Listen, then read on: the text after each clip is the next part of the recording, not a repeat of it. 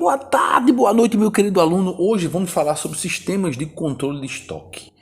Quando a gente fala em sistemas, a gente pensa logo na nossa mente que vai falar de algum sistema de informação gerencial. Aquele sistema que vai controlar a entrada dos itens em estoque, a saída desses itens, o processo de gestão das informações que vão subsidiar no processo de tomada de decisão.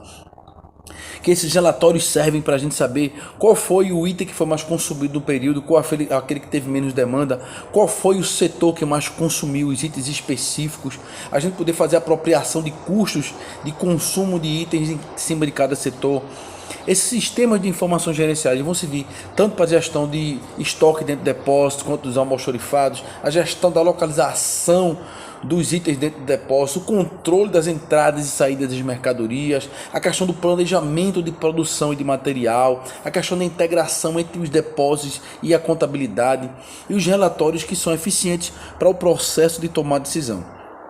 Esses grandes softwares são aqueles ERPs que tem uma aula específica falando dessa questão desses ERPs, que são aqueles sistemas imensos que tomam conta, que gerenciam toda a cadeia informacional dentro de uma organização. É óbvio que para uma empresa pequena, o sistema que vai ser contratado, ele vai ser um sistema pequeno, às vezes por módulo, e é só para controlar estoque e fluxo de caixa. Mas é óbvio que todo o sistema ele tem que ser adaptado para a realidade da empresa. É óbvio que uma indústria de produção de itens alimentícios não vai ser igual a uma indústria que produz itens que serão processados para a transformação de outras mercadorias, como no caso de alumínio, como no caso do ferro, como no caso do aço. Mas também temos sistemas que são utilizados na gestão de controle desses estoques, que são aqueles que vão dizer o custo operacional de venda da entrada do produto que entrou naquele momento, quanto ele custou, o tempo que ele passou em estoque, quanto ele vai ser vendido, e aí vamos falar deles agora. Primeiro nós temos o sistema PEPS, que é conhecido como primeiro que entra, primeiro que sai. Ele é um dos mais praticados e ele se refere à saída das mercadorias de acordo com a ordem cronológica de entrada. Então essa opção ela ajuda na redução dos desperdícios e principalmente em segmentos que lidam com produtos que são perecíveis. O segundo nós temos a sigla UEPS, que é o último que entra, que é o primeiro que sai. E é justamente o contrário do PEPS.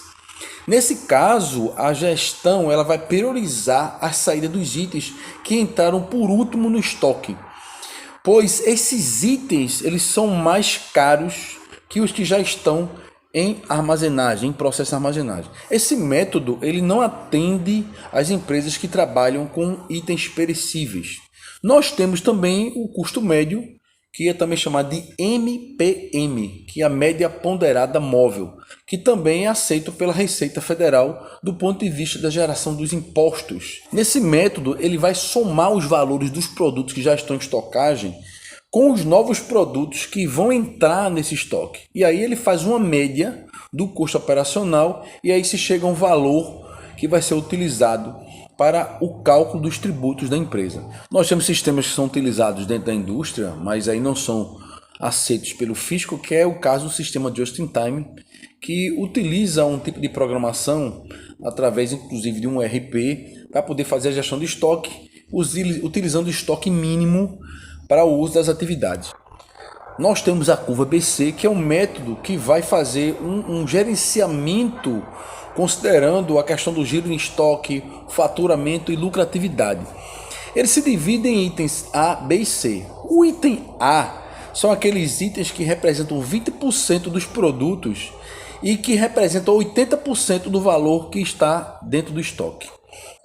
O item do tipo B é aquele tipo de item que representa 30% dos produtos que estão estocados e representam 15% do valor dentro do estoque. E por último, o item C, que é aquele item que representa 50% dos produtos que estão em estoque e 5% do valor do estoque. É muito comum você ver isso nas grandes redes que vendem vários tipos de produto. Um atacadão da vida, atacadão dos presentes. Você vai ver que tem itens que tem uma grande quantidade, mas tem uma representatividade financeira muito baixa. Uma caneta, uma borracha, itens pequenos, mas que estão em grande volume dentro do estoque.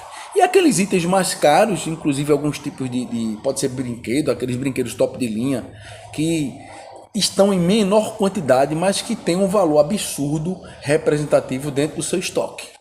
E além da curva ABC, nós temos outro critério de classificação por índice de criticidade, que seria as classes X, Y, Z. Os itens da classificação X, eles são considerados como itens de baixa criticidade. A falta desses itens, elas não vão acarretar em paradas de processo, em risco de segurança ou danos ao patrimônio. Os itens da classe Y, eles já têm um índice de criticidade média. E a falta desses itens, ele pode causar uma parada na produção e alguns tipos de riscos de segurança ou dano ao patrimônio. Os itens da classe Z são considerados itens com maior criticidade e que são considerados imprescindíveis para o andamento dos trabalhos. A falta de item da classe Z, ela certamente vai gerar algum tipo de parada, vai colocar as pessoas em risco, o patrimônio em risco, que não pode ser substituído por nenhum tipo de material equivalente ou genérico.